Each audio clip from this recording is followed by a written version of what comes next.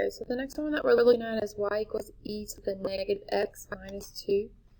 So we have to be very careful with these, with this one, when you're doing the transformation, so just from the start. So if there is a negative or if there is a number inside of the function, so this is considered inside the function because it's e to the x, is your parent function here, you have to factor it out, okay? So we have to rewrite this. So this is the same thing as we're going to factor out, because the negative is what's in front of here. So we're going to factor out the negative, so that'll leave us with x, and now it'll change this to a plus 2. So in order to tell the transformations, if there's something in front of this variable that's on the inside, even if it's a number or a negative, you have to factor it out. So that negative, this is on the inside, okay? On the outside would be out front, but on the inside here, tells us that we're going to reflect over the y-axis. And then because this x plus 2 is on the inside, then we have to do the opposite. So because it's plus 2, we're actually going to move left 2.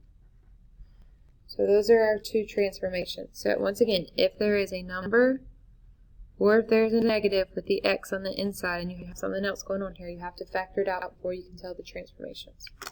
So our parent graph here is e to the x.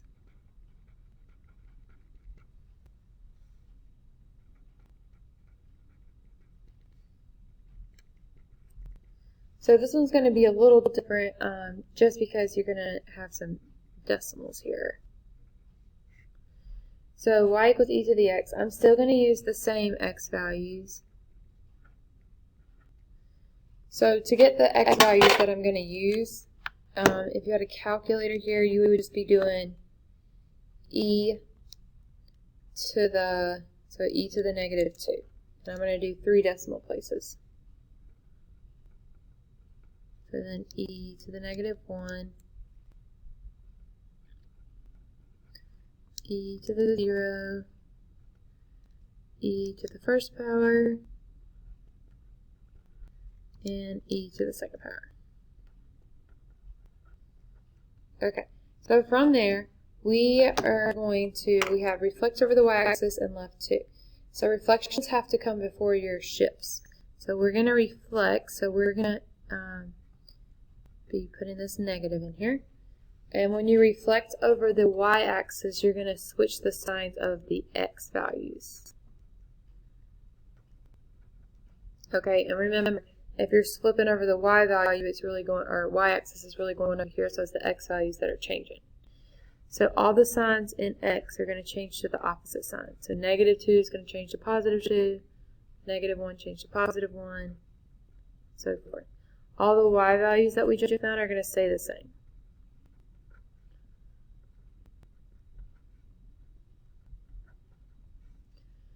Okay, so then our other transformation that we had was that we had to move left 2. So when I throw this in here, now I'm going to have a final equation, but we're moving left 2. So when you move left 2, that's affecting the x value. So we're going to be subtracting 2 from x. So 2 minus 2 will be 0. You're just subtracting 2 from all of your x values. And then your y values are staying the same.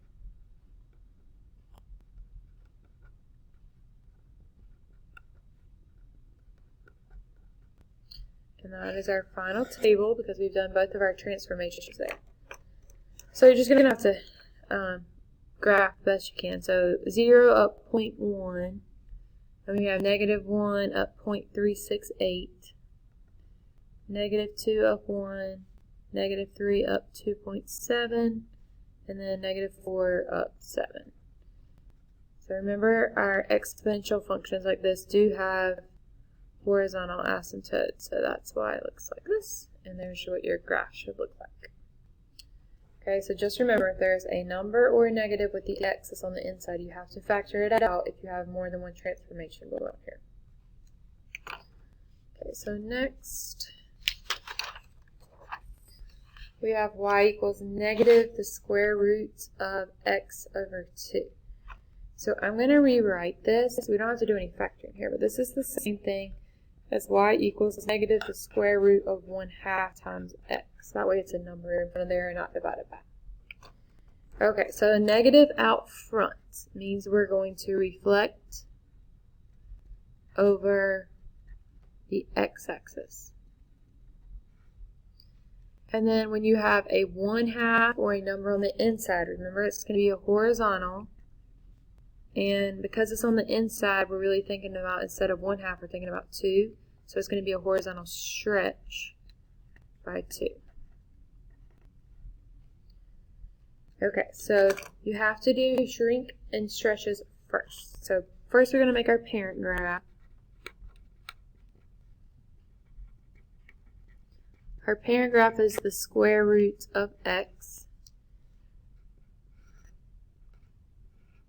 So -2, -1, 0, 1, 2. So when you go to take the square root, you can't take the square root of -2.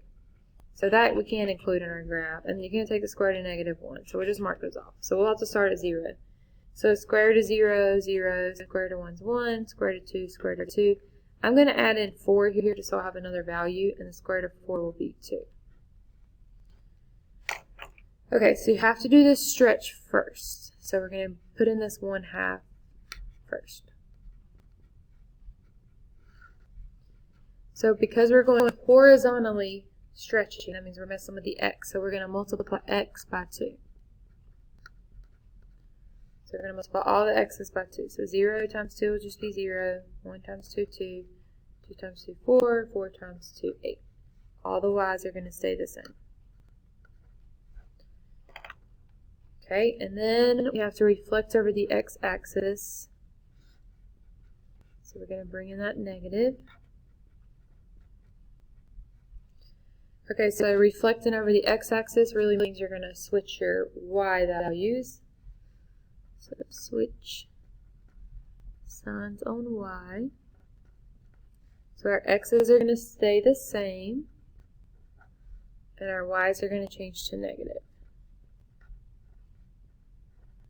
And then those are all of our transformations. So we can graph that. So we have 0, 0, 2, -1, 4, square root of 2. So square root of 2, we have 4 negative square root of 2. But square root of 2, so it would be 1 point something, so somewhere around here. And then, oh, sorry, that's supposed to be a 4. And then for 8,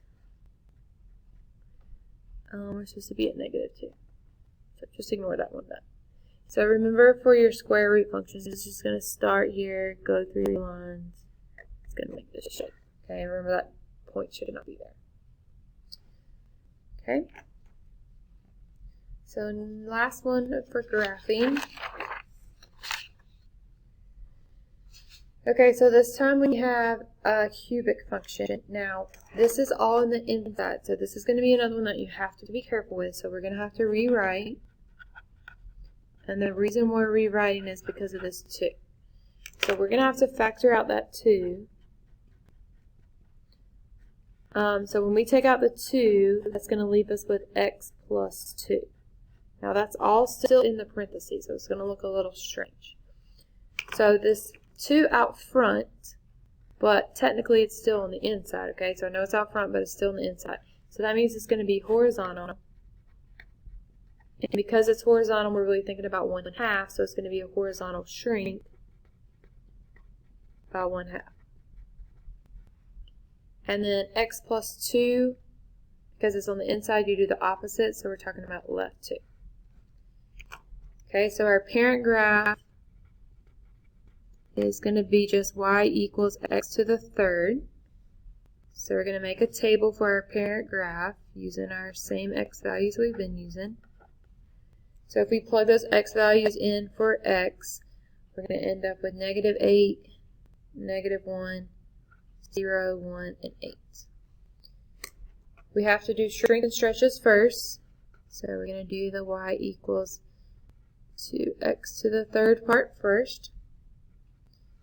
because we're horizontally shrinking, we're going to be multiplying the x by 1/2. So all of our x values are going to get halved here. And our y's are going to stay the same. And then we have to incorporate this left 2.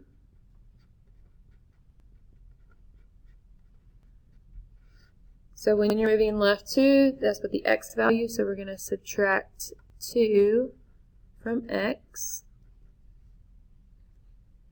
So we're going to end up with -3, -2.5, -2, -1.5, and -1. And our y's are going to stay the same.